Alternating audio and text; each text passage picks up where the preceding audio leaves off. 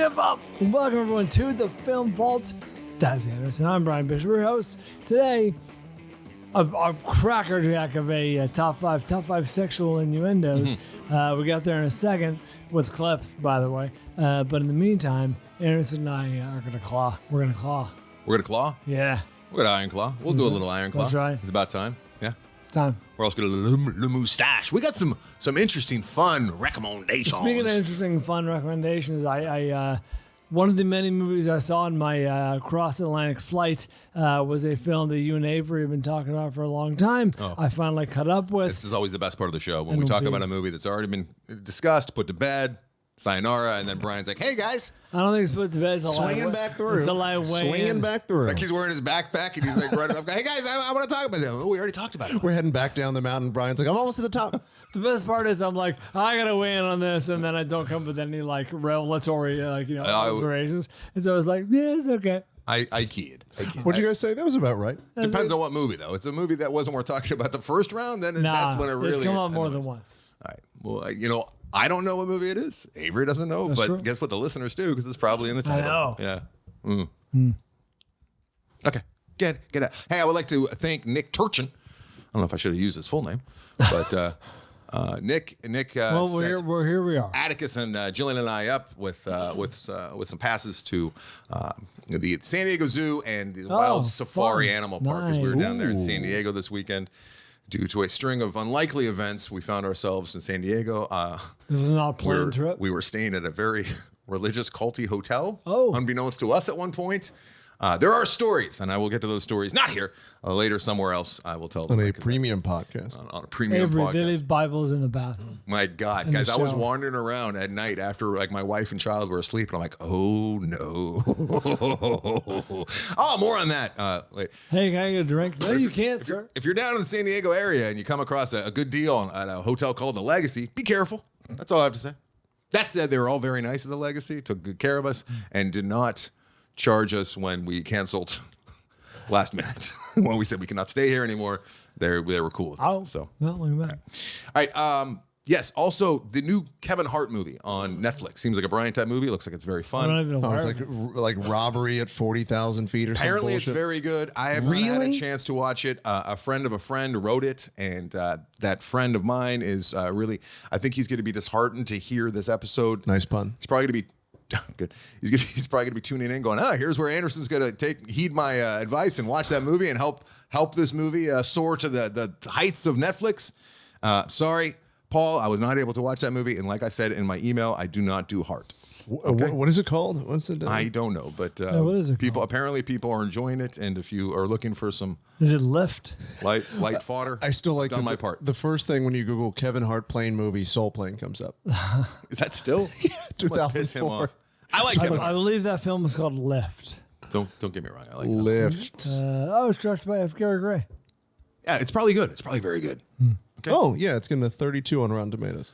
We're not helping the cause. My friend Paul is going to be very, very upset. But with 500 audience ratings, they gave it a 33. All right. Avery, please. Hey, I covered my bases. I didn't say I saw it. I said I heard. I didn't lie once. I'm not a shill for the man. I bet it's some light fodder. I bet Brian would like it. I bet it's fun, high on the fun scale. Okay. No, the writer is not credited as your friend Paul. No, Paul's the friend of the friend. I don't. Oh, okay. Speaking of high on the fun scale, Yes. Brian attended the show. Oh, Brian went to one of your shows. I He forgot did. all about Did it. he heckle? He did not. Oh, Can we just talk about your show real quick before we move on and we actually talk about movies and whatnot? But Avery's show, and I've said it before, it's very good. Avery's a very adept stand-up comedian. He's got a great presence. I think that probably translates onto this show to an extent. And Occasionally. he's eating bread. I've been to his Confessions of a Serial Stand-up. What is it called? Comedy Confessional. Yes, Comedy Confessional twice now. I think it should be bigger. I think it should have a larger stage. You guys do it in a small space. That said, while you can go see it, if you're lucky enough to live in the Southern California area and you have access, go see it one of these months before it expands and blows up. Ample parking down there in San Diego. Easy. I mean, San Diego and Santa Monica. It's gonna be it's a really fun night out. I took my wife, and now One of the few spots in Santa Monica you can actually say, man, ample parking. ample free parking. Yep. So Tell us what you thought of the show before we Sorry. move on. Okay. What listeners? We joke because Avery was, I don't know if you know this, Anderson, you probably don't. Avery was a guest on the LA Mag podcast. I was. Sorry, this hello video feed. We just started pushing. I just pushed record. I am late. I'm sorry if you're watching this on YouTube. They haven't missed much. Welcome. You've missed very little. Except about why you should or should not watch the Kevin Hart movie. Okay. In recapping our weekend adventures around town, around Los Angeles, I decided to have Avery on as a guest, as the producer of Comedy Confessional on the LA Magazine podcast, the Bryan and Anderson Show. And Avery, how long were we on for? 15? I think about 15 minutes, yeah. It was nice. So we just talked about the show, talked about the history of the show, talked about our experiences there. Chrissy just walked in the studio, and she was at the show as well. Mm-hmm. Did she like it more than Poor Things? I got a good cackle from her. You know, there was much more audible laughter out of the woman next to me, i.e. Christy, during Comedy Confessional than there was at Poor Things. Okay.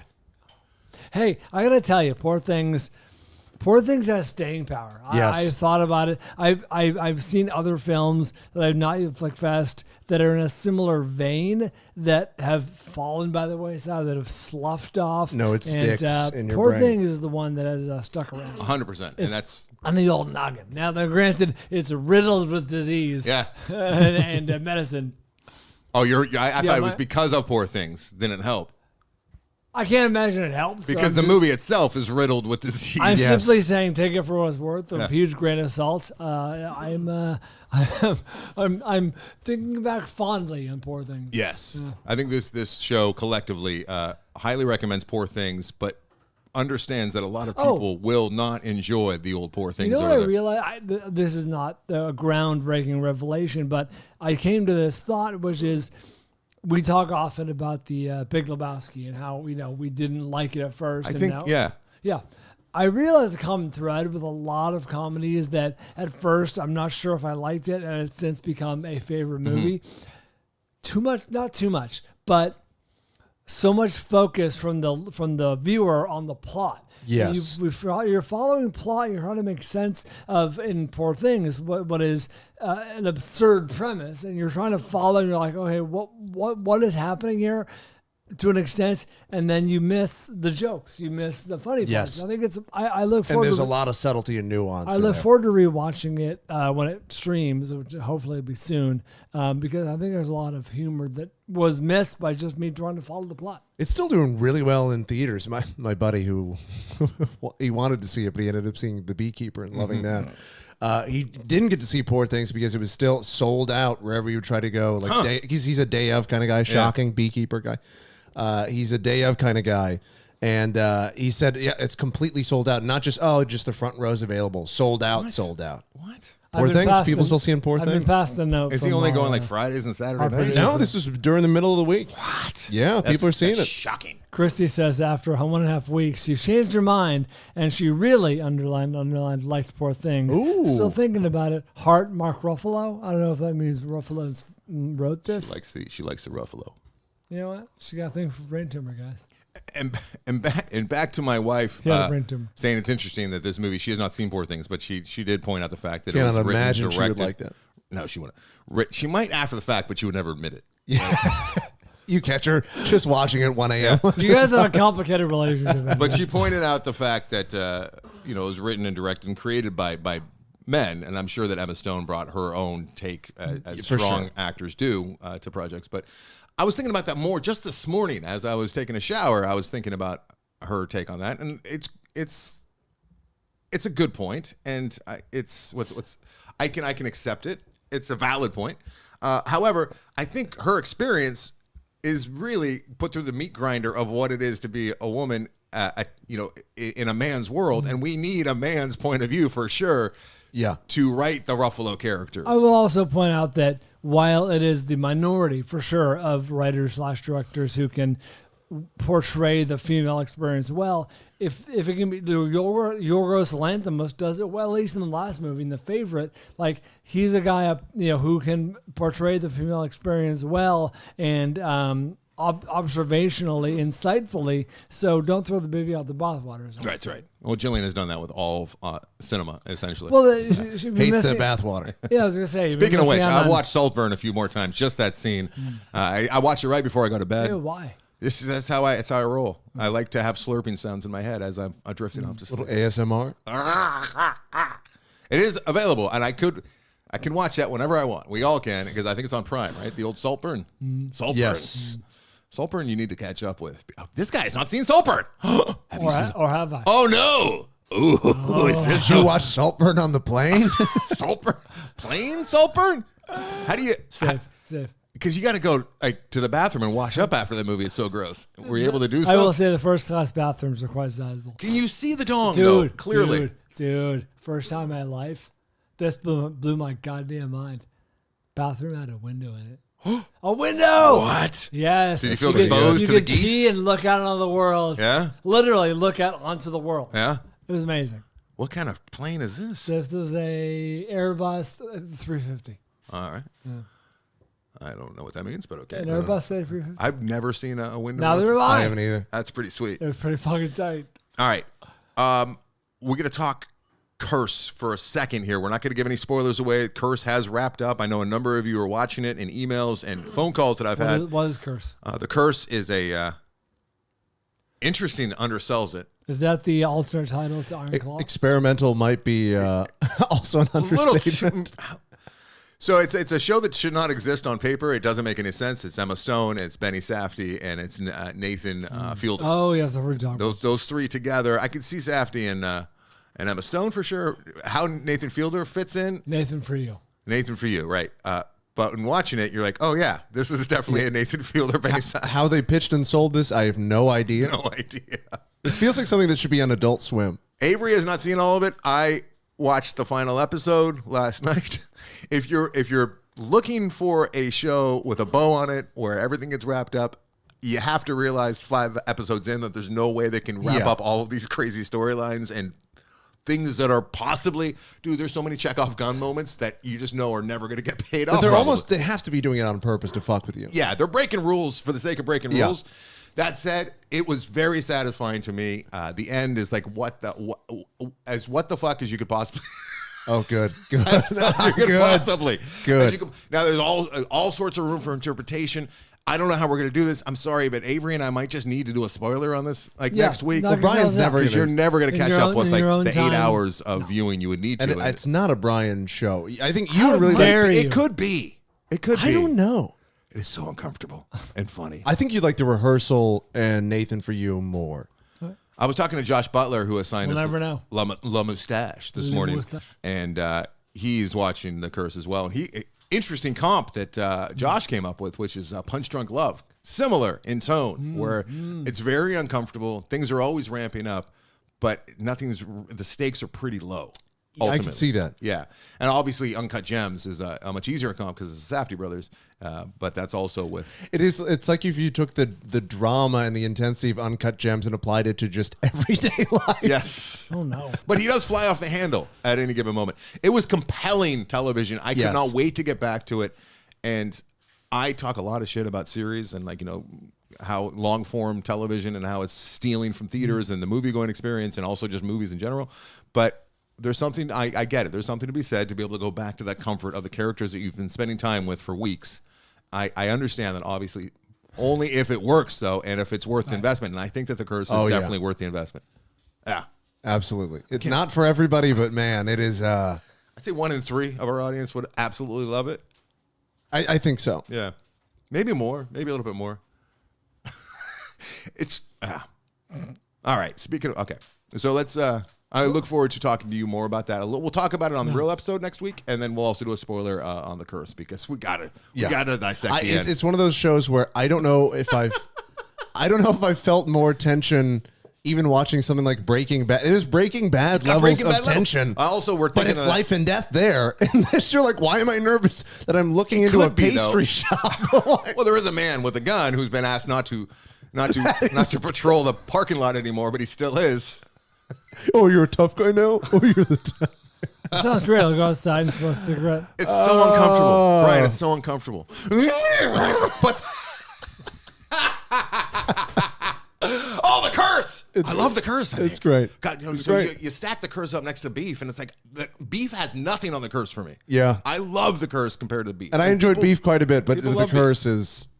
The curse swings for the fences at every at-bat. It really does. It's not going to take a walk.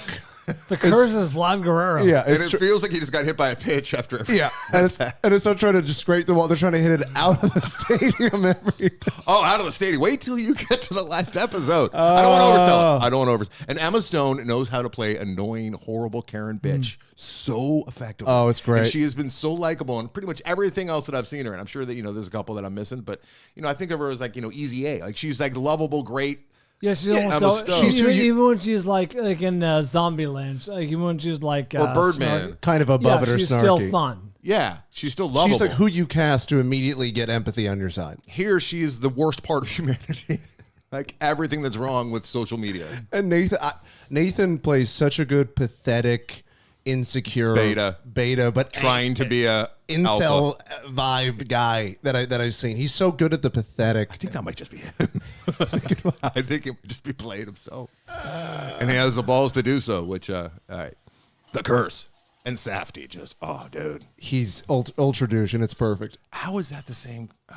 He's a very good actor, that Mr. Safdie. In fact, he was this He was and in Oppenheimer. That's what I was going to say. He was in this and Oppenheimer. I remember him in Good Big Time. year. What? Good Time. Good Oh, Yeah. unbelievable. Unbelievable. Yeah, he's How is great. it the same dude? I'd like to see more stuff. And then he was in Dear God, It's Me, Margaret, over here with the... Oh, he's supposed to be in a Marvel film. No! You shut your mouth.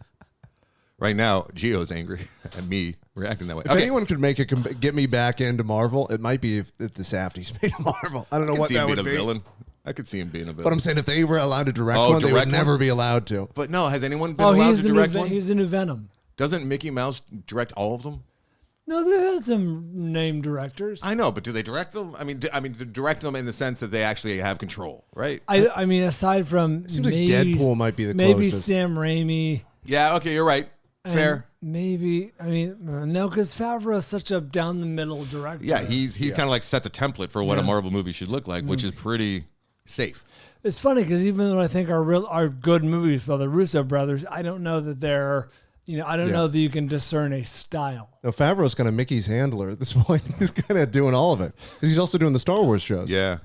And Ryan Johnson's Star Wars, there's some glimpses of Ryan Johnson. Yeah, but then they kicked him right out of there. Gareth Edwards with Rogue One was Yeah. a little more. You love your Rogue One. And do. Andor, which I cannot believe you've not seen Andor. Nor I've have only I. heard. Okay. Oh no, you say good things. I don't think I've seen the last season of Mandalorian. Oh, That's fine. I checked out after. Yeah. You guys not having seen Andor is a crime Okay, against all right. television. Hey, I watched The Curse, all right?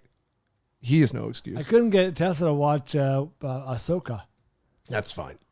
I didn't try that hard. That's fine. Okay. All right, Andor's top of the list. Hey, what are the people saying? Have we seen what the lead in The Boys has done to her face? Oh well, Kenneth Branagh did Thor. Okay, Brian, stop it. You know the lead in Starbright? What's her name in The Boys? Oh yes, Have you I don't seen remember the The actresses. blonde chick. Yeah, the blonde woman. I forget her name, but It's like Starfire, Starlight. Starlight, I believe it is. She's great, Stargirl. adorable. She's a great actress. She does it all. She's perfect for that role. I don't know what she and Zac Efron must have just been like in a room making fun of each other's faces, and then they felt like they had to do something drastic. Look her up. She has changed. She went from the adorable girl next door who you could trust to she looks like a madame. Like she's Starlight is the name. Erin Moriarty is the It's actress. so I don't wanna ruin it. upsetting. Why would she do that? I feel so Erin bad for. Moriarty. I feel so bad for her. Oh no. Like, people have to be in their corner. They can't just be surrounded by people saying, "Yeah, that's a good idea." I don't want to. We should all be very concerned about Zac Efron. Why are we not collectively very concerned about that poor man? He looks like the real life Hulk. It looks like he's wearing. And I was talking to Josh Butler about this earlier today too. He looks like he's wearing a Zac Efron mask that was, with each copy they made, it got a little further from the truth. Yes. Like each reproduction they did, we should be concerned for this man. I'm looking at Erin Moriarty. And watching the Iron Claw, He looks like you found an 80s action figure Yes. in a bin at Oh, Goodwill shit. and brought it to life. yes, That can't be real. that's real. I believe. I mean, how the hell do I know if it's real? But that's. Oh my God! What's her the name? Fuck. I mean, she still looks like a lovely lady. She just doesn't look anything like she used to, which she used to look great. No. What did she do? Did she lose a lot of weight for a role? No, that's not. Oh dear. Her nose is gone. What the fuck happened? That's Michael Jackson-esque. Okay, I'm seeing one picture, so please don't accuse me of rushing judgment. Based on this one picture, I'm not seeing positive results. Oh, and she was stunning. I love that woman. Oh. I mean, she doesn't look like an unattractive person now. She just doesn't look anything like she used to, and she added like 20 years to her appearance. And that can't be real. Just why? I feel so bad for these people that have these issues that need help before they actually go under the knife. Fuck, okay, I hope that's makeup. Yeah. Oh boy. Okay. All right. I'm not. But I mean, she's not looking like Willem Dafoe and Poor Things over there. I mean, she's still like, she's passable. She could walk down the street without getting gawked at. Yeah, but yeah. Okay. Oh, I'm depressed. All right, what are the people seeing, Amber? Fanfliction compiled by. Wait, what's more shocking, that or Zac Efron? Which one? Zach. Yeah, no, I disagree. The Efron thing makes sense in the context of the film. Like his face does not, though. His body does for sure, which we should also be worried about. But it looks like his face looks like the other actor in The Mask when he put the mask on. Peter Green. It's very pronounced. Yes. Still a side by side. Startling. Listener comment of the week. Ooh, from Mitch Burns. Uh-oh. A segment discussed on New Year's resolution episode. That's what I asked for. And decided that Mitch would do it without asking him if he would do it, but that's cool. Honest Swim 9242 on Reddit. Anderson is so sweet. You can almost hear the social gun being pointed at him off mic. What? He does not want to see any beautiful actresses nude because it objectifies them and they remind him of his sister. That's true. I feel so guilty. I derive no simple pleasures from seeing a side boob that the actress signed off on. You people who take pleasure in the female form are bad. What? Is this Anna saying this? I don't know. Who was the Honest Swim? Honest Swim. I thought it was Anna Swim. All right, look. I own it all right? I can't tell if that was a slight or if I'm being slammed over here, but Brian and I just last week were talking about how we feel guilty looking at Naomi Watts. That is accurate. That's Zac Efron. Okay, thank you. You're showing me pictures Yeah, of that should go straight on Twitter. Peter. You should Peter get on Green. that. It's X. All right, so I can't tell if I was being slammed there or not. I can't either. Okay. But I think they were endorsing your opinion on Emma Stone. The intention was honorable. Jason Stein off on Facebook. Padre Pio from 2022. The Shia LaBeouf headlines led me to his long-form interview with Bishop Barron on YouTube. I heard about that one. He's becoming a pope now or something. As a fellow 12-stepper, I found his sentiments to be genuine. Oh, Jesus. The film is a period piece set in post-World War II Italy. Addresses the question, why does God allow bad things to happen to good people without actually answering it? We should interview God and find out. I'd love to know. If anyone can answer. I've got some questions for him. Howard Stone on Facebook, role play. My wife and I watched it, so you don't have to. If you're fans of Kaylee Cuoco or David Oyelowo, Huge fans. skip this and stay. Skip this site. You stay that way. Skip it so it stays this way, I would imagine. Florence Brummer. Hey, Florence. On Facebook, saw Mean Girls. I loved it. Previews didn't give anything away. There was a ton of fun surprises. Cast was great, and the movie made one of my favorites, fresh again. #SoFetch. So fetch. Tim Capetta saw The Zone of Interest twice in 36 hours. Why? That's torturous. And it will not leave my mind. Cold, haunting, and finding the horror in mundanity. The Banality of Evil, indeed. Best film of 2023. Really? And lastly, Peta Beta. Watched The Beekeeper. And had a ton of fun turning my brain off. Needed more Taylor James's Lazarus than Andrei Tarkovsky's Stalker. The brain was working hard to make up for Statham, make bee puns. Stalker was ultimately too heady for me. But I enjoyed my time grappling with the philosophical ideas of self-desire while constantly saying, how damn long is this shot? Wait, so he's doing Stalker and Beekeeper? I guess it was... Because that was a quick transition. I have not seen Beekeeper, but I've seen Stalker. We've both seen Stalker. he's kind of blending them. Yeah. It's kind of the Beekeeper of Russian. I don't know if it is. This is we've got Russian think pieces. We've got 2 FVT scores. One for The Beekeeper, one for Poor Things. What do we think is better? Oh, God, guys, come on. This is a real Poor Things is better. moment. Okay, Anderson saying Poor Things. I say Poor Things. Right now, with 5 reviews, the Beekeeper FVT score is 100%. Oh, wow, that can't be beaten. And Poor Things with 11 beaten is 72. That is criminal. Well, who knows? Maybe Beekeeper is fucking rad. Also, maybe the people voting on this, they haven't had the week-long period, It's a the waiting period self-selecting to enjoy. sample. Oh, boy. Poor Things is staying power. Apparently so is Beekeeper. So Beekeeper. All right. Fun. Hey, you want to talk some films? Let's do it. What have you seen? Let's just get right into the Iron Claw, right? It's been out for a few weeks now. We're a little bit late to it. Apologies. Brian's been gallivanting. True. I've been hearing things from the old Avery over there about Iron Claw. Honestly, Who's Avery? I was thinking about maybe skipping the Iron Claw. Some douche. Oh, that guy. But then I realized that the Iron Claw needs to be seen by the show. So I watched the Iron Claw this week. The Iron Claw is a 2023 film written and directed by Sean Durkin, starring Zac Efron, Harris Dickinson, Jeremy Allen White, Stanley Simons, Holt McElhaney, and Maura Tierney, and Lily James. 88% of Rotten Tomatoes.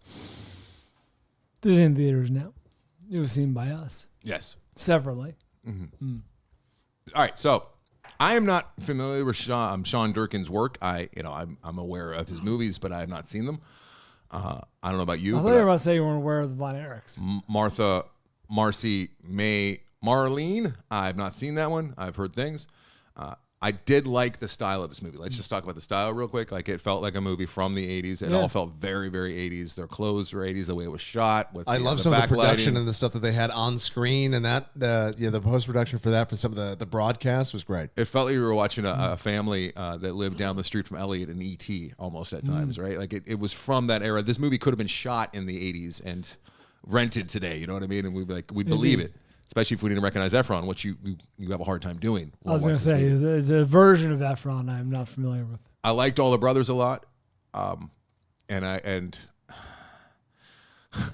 Okay,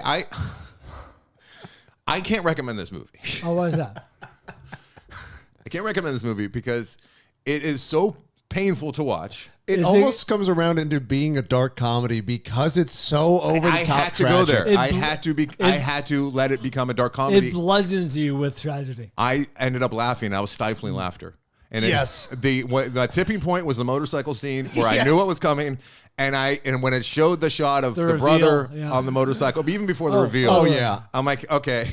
And because I know the Von Erichs. And I don't want any disrespect to the family or any friends of the family who might, but all I could do to get through it was to laugh. And I ended up laughing quite a bit through the second half of the movie. Tragedy is comedy is tragedy plus time. The number of times I thought, are you fucking kidding me? You can't. Dude, are you guys aware that, okay, so thumbnail sketch. This is about a famous wrestling family who legendarily and truthfully had a series of tragedies befall their family. Are you too aware that there is another fucking Von Erich brother? I saw that. Who was not in the movie, featured at all, who also wrestled and also died. Yeah, that they had. I heard they had to pare it down because it was too unbelievable. Cut out a storyline. No, don't do that. Yes, I wanted more laughs.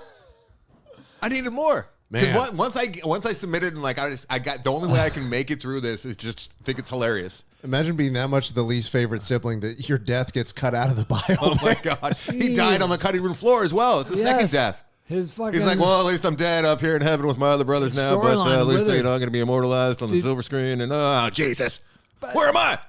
Speaking of, I'm here in heaven with my brothers. There's a scene towards the end that I'm ashamed to admit may have gotten a little. No way. Yes, I was fine the entire movie, and then the last 5 minutes, it was so bullshit. absurd. It was so hokey. I saw it coming. I'm like, fuck. Guys, you took the wrong route because I was chuckling. That was a very funny scene to me. But I took the right route the entire time, and like Brian, the minute it happened, I went, "Fuck!" They got me in the last 5 minutes. God damn it. The wigs were also a little bit distracting. The hair was an issue. I mean, they did so many things with Zach's face, which was impressive. I mean, it seemed real. You never think you're seeing Zac Efron. You never do. You can credit that to the film. He looked more like what's his name from Quantum Leap? He looked Scott Bakula? He looks Scott Bakula, like a buff Scott Bakula. But Bob Bakula.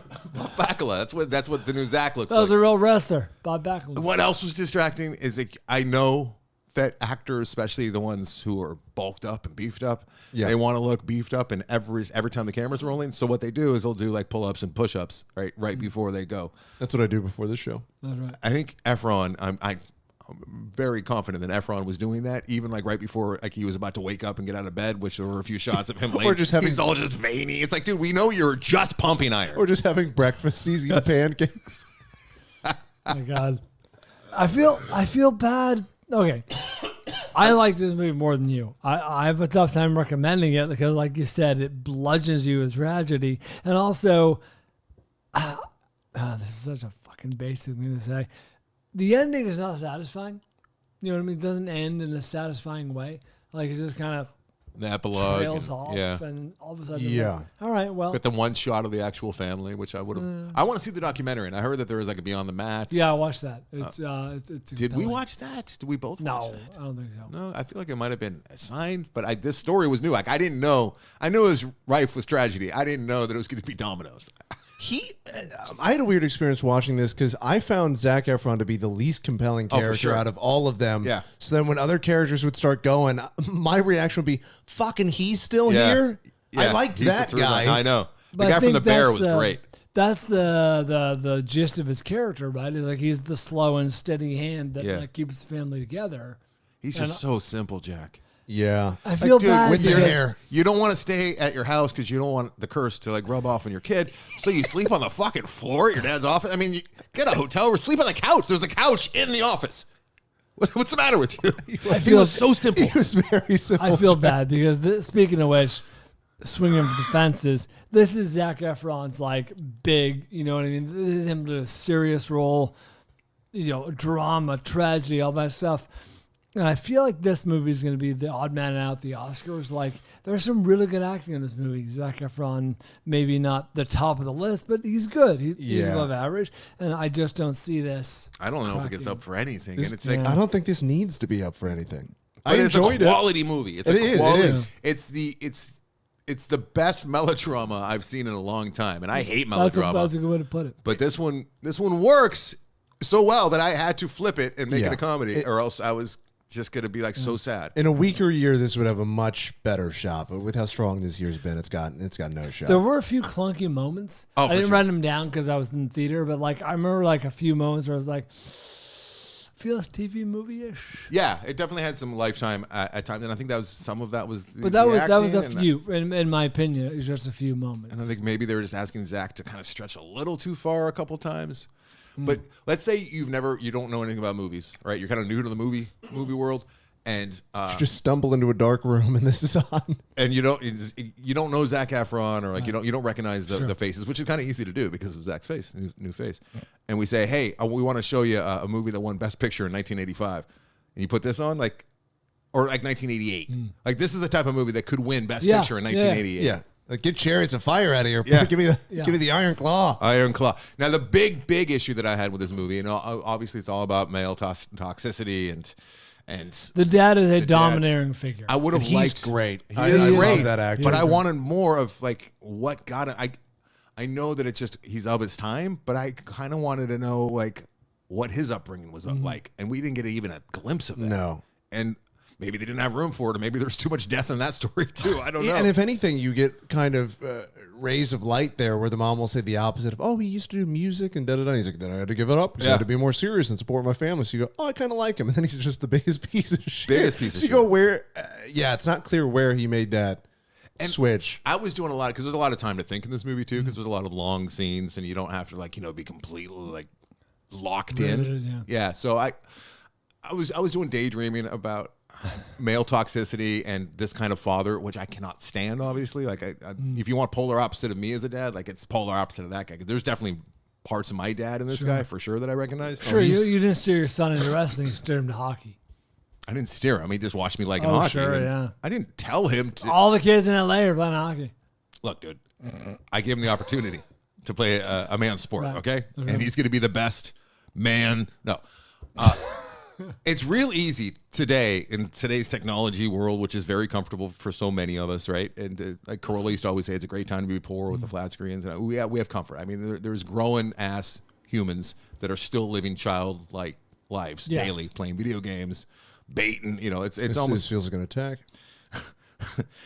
It's really easy to say like that kind of man has no place in today's society. But there was, and I'm not defending, but I'm doing that thing where I always have to look at the other side of things a little bit too much. He wasn't that far removed from taming the land and coming on to like the homestead, and there's bears, grizzly bears trying to kill you. Like there was a place for like, I have to be strong and protect my family. And he was a holdover from that. Sure. I don't think there's any place for that kind of fucking fatherhood. Then, let alone now, but I can understand that there was that bridge. Where and they came from, yeah. And before that, when you're just like, doing all you can, like... It's the Great Depression, yeah. Yeah. 2 out of your 3 kids die, whether you're a Von Erich or not, right? It's true. It was a different time, which I think we have a lot of people have a hard time, remembering that wasn't that long fair. ago. Yeah. I was just looking But I still wanted to know more about what created that monster. He must have been born... You get more than May, December. Where you get, I would liked a little more of that. Where you get, is that true? Is that not true? Something about what happened with the dad. Literally born in 1929, the dad. You know what I mean? So he's of a different generation. This film starts off on the mid 70s, late 70s, somewhere in there. Yeah, somewhere right around there, I think. Well, yeah, the opening scene is when they were like little kids, right?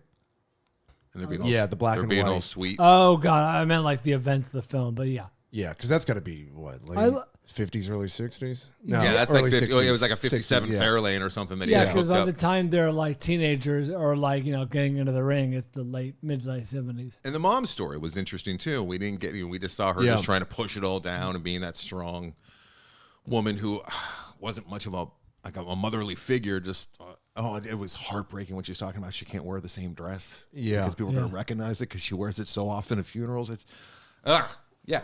There's a lot. And shout out to the performances top to bottom. I thought were actually really good. I liked Lily James. I really liked the brother who was like not really into the wrestling, going to be a musician. You know what I mean? I liked him a lot. I liked all these. Simple Jack. That took me out. I was so uncomfortable that he could not sing at all. That he had no talent with that. Oh, really? When he was, I thought it wasn't a bad song. Yeah. At the I party? did not think he. Oh, look at you over had there. Any Just chops. It took me out. It seemed like it was a decent song to Took me out. Really? Some dreams should die. And then the guy that looks like Aaron Taylor Johnson, who's from The Bear, I guess, which I've never seen an episode of, but he was fantastic. He was new to me because I've not seen any of The Bear, but I loved his face. He was the discus like thrower. The marquee wrestling brother, or is he the discus thrower. He was the Olympian. Oh, he was Kerry Von Erich. Yeah, he was good. He was really good. Yeah. And then the man was the I think the oldest. No, not the oldest. The first star was so likable. Yeah, I agree. I enjoyed the performance. The first star. The first guy who makes it big out of that. The first of the brothers to get the shot at fame. And also they who gets to tour Japan and all that. Oh, yeah. The guy that was really good on the mic. Yeah, Johnny. exactly. I was going to say that the thing that separates the wrestlers, at least in that era, probably today, is your ability to be on the mic and do those stand-ups and deliver. And you saw early on that some are better than others. And Ric Flair was great. Yeah, how was Ric Flair? Because I don't know Ric Flair well enough to know if this guy was tapping into Ric Flair. I was thinking it wasn't a great caricature. That said, he did the role and it was good. And you know what I mean. But he wasn't like a spitting image of Ric Flair or acting like Ric Flair. You would never look or hear him. He didn't watch hours of tape of Ric Flair to actually. Maybe he did. Yeah, but and just didn't pull it off. Maybe he did. It was. I thought the performance was good, irrespective of the fact that it wasn't a dead-on impression. And it didn't need to be. That's kind of what I'm saying. Yeah, I agree. He's in it for what, 4 minutes? When their dad would sit down and talk to them like a fucking coach every time he had a conversation with his own kids, like he was their goddamn football coach. And announcing the rankings. I like that. I didn't mind that. That's fun. You could always seems like something your dad would do. Yeah. Oh, he did. He absolutely did that. He would give us IQ tests and then tell us the scores of the IQ tests. My brother and I. Yeah, he would do that routinely as a psychologist. That's what I teach you in psychology is that you should always have your two sons competing for IQ points openly. Oh. Mm-hmm. No. Oh. No, I don't it's think news to me. Okay, so Iron Claw, it's good. Yeah. It's low on the fun scale. It's it should very be more fun. low. It should be a lot more fun. And I can't even call this a plane movie because while it will, keep you interested and get you across, to your destination, there's a good chance that you'll pab out like these two guys and start crying. Yeah. I was so mad. It was so cheesy and I know. corny, too. That's why I was furious. So when you... Okay. All right. Yeah, I don't... Yeah. Poor Zach. I just feel sad for... I just walked out of that theater kind of like guilty for laughing, which I did a lot of, and just sad for Zach in real life and sad for that whole fucking family. Yeah. I just kind of walked out like, guess I'll go home. I'm sad now. Why? Okay. Did make me want to get swole, though. It was well shot. And yeah, there's some really interesting, like when he's just having a real hard time, Zach, and he's just going from one rope to the other, and they have the shot set up. It's a static shot. And then he comes into focus for a split second, and he just goes back one rope, the other rope, takes 2 steps. Yeah, there's a lot to like in this movie. I just cannot recommend. No. All right, Iron Claw. Take a break. That's good. Sure. Let's take a break. Come back with. Speaking of plane movies, you want to reveal what I saw after this? It's been revealed. Windowless room where you can only feel alone, where the sun can't run its fingers through your hair.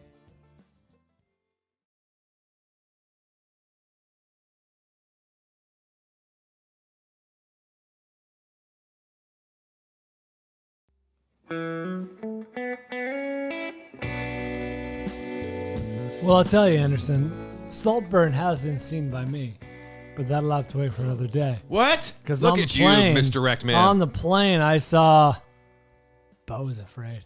Beau Is Afraid. Don't mind if I do.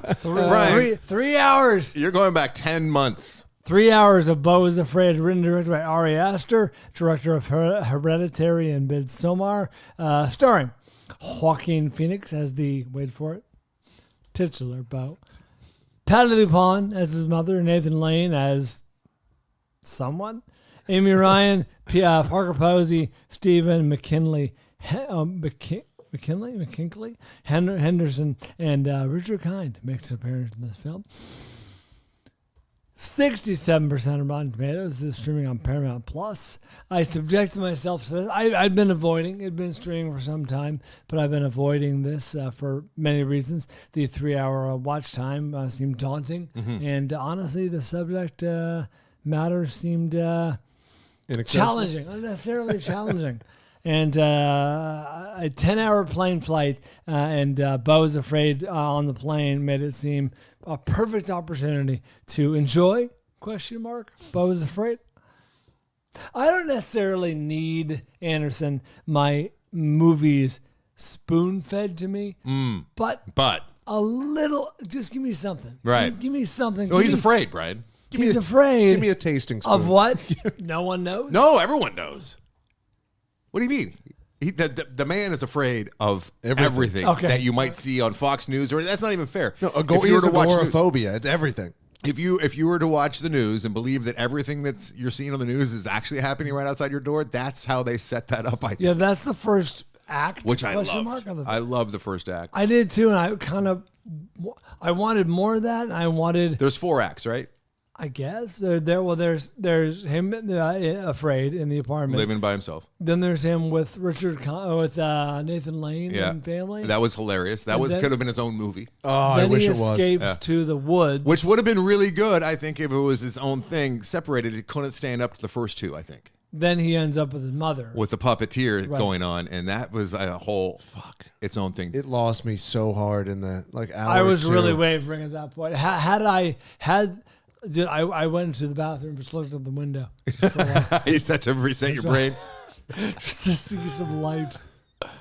I loved parts of this movie, and really didn't care for others. Maybe it's because I didn't quite get it. Also, Ari has publicly said that it's a dumb movie, and he just had fun making it, and make of it what you will. He is in that place in his career where he can do things like this. I mean, that makes me feel better.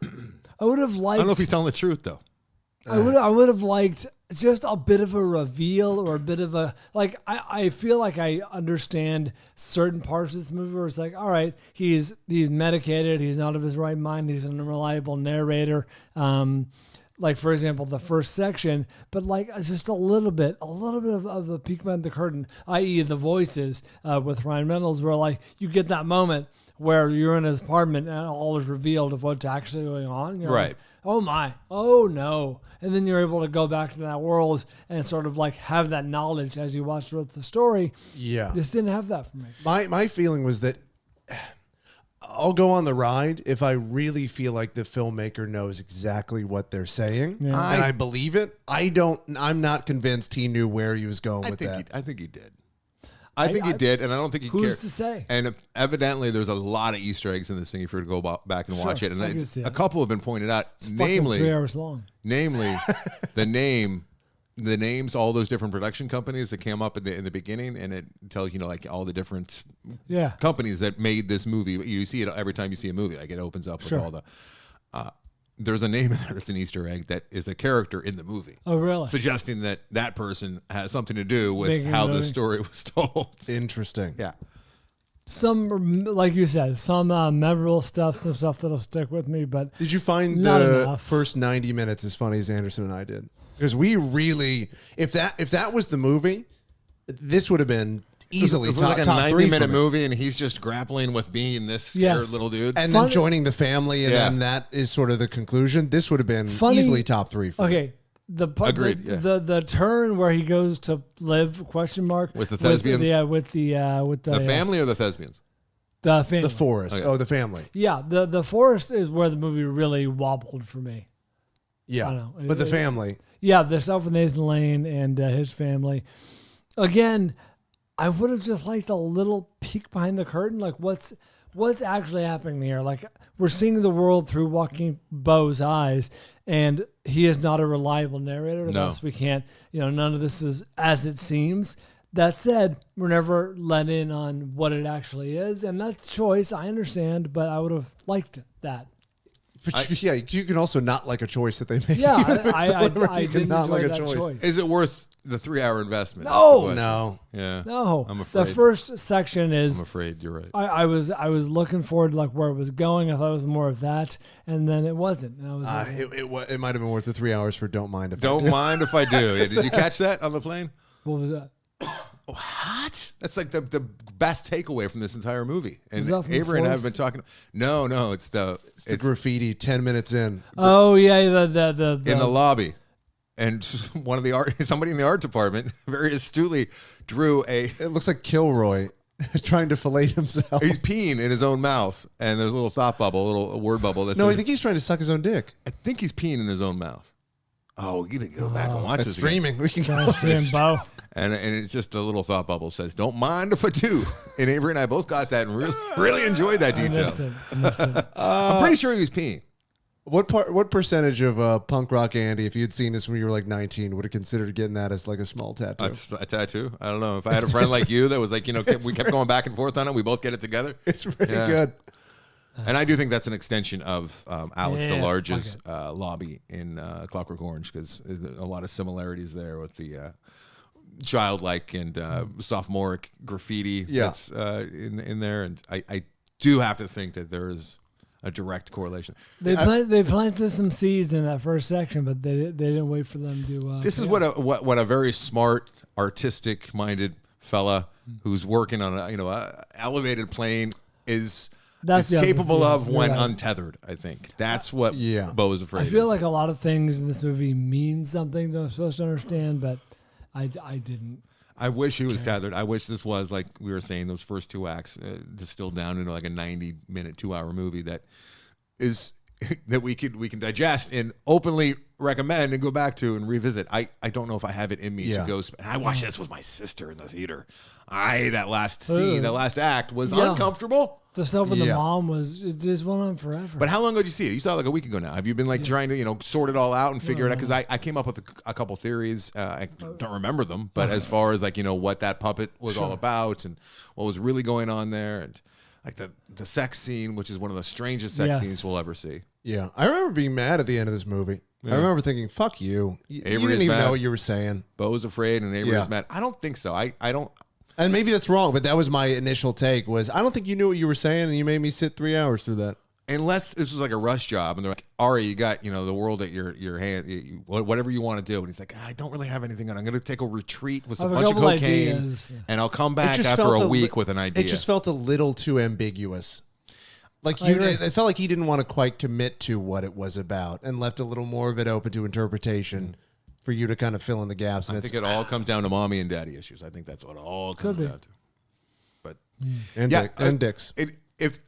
And like I said, like if he was given the world and they're like, we need a project, and he didn't have anything ready, and he went off on a retreat and did cocaine for a couple weeks and wrote this, then yes, I think you might be right. But if this is something that's been floating around in his head for like a decade or so, and he's like, I got something I want to work on, then maybe that's the case. I don't know. Maybe it's not fair because I mean, for Jordan Peele, like we quite clearly saw that he had nothing. I think he openly admitted that he had nothing when he did Us, right. And they're like, all right, you had so much success. What's your next one? He's like, give me a minute. And then he came back like 2 minutes later and said, I got Us. Let's go. Right. Yeah. And it was just half-baked at best. This might be the same thing going on here. I don't know. All right. Sorry. That's all. That's what I saw on the plane. Okay. We take a break here or we go? Ready to go. La Moustache. La Moustache. Top 5 shaving scenes for not bad. Patreon not only. Bad. Huh?